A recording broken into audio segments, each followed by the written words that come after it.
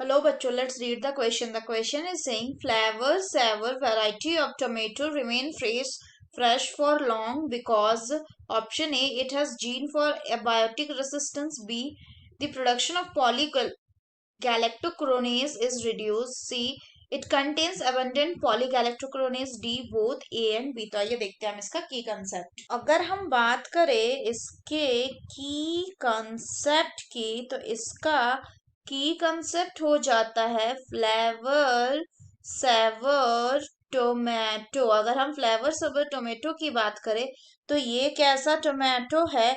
ये एक transgenic tomato है, ट्रांसजेनिक टोमेटो। तो अगर हम बात करें इस ट्रांसजेनिक टोमेटो की तो इस फ्लेवर टोमेटो में क्या किया गया था?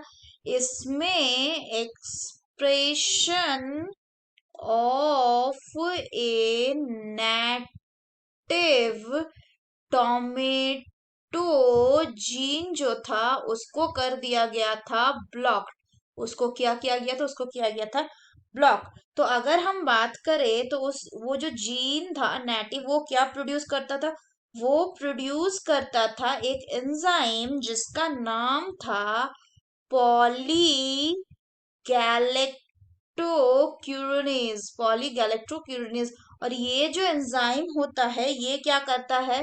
ये प्रमोट करता है सॉफ्टनिंग ऑफ फ्रूट को। And we all know that tomato is a fruit. तो जेनेटिक इंजीनियरिंग से क्या किया गया कि ये जो पॉली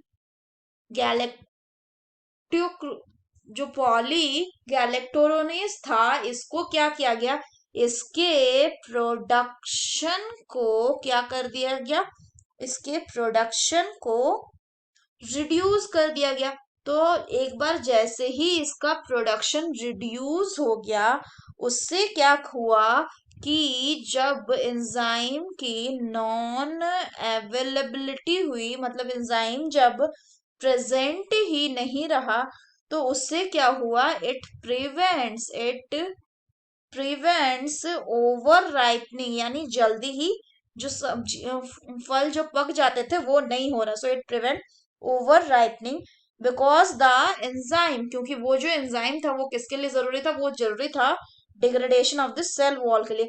और इसीलिए ये जो फ्रूट था अब it can be remain fresh. Now it can remain fresh for a long time. तो ये अब लंबे समय तक क्या फ्रेश रह सकता। सो अगर हम बात करें करेक्ट ऑप्शंस की, so the correct option will be option B, that is the production of polygalacturonase is reduce. So that's all for the question बच्चों। Hope you understood it well. Best of luck.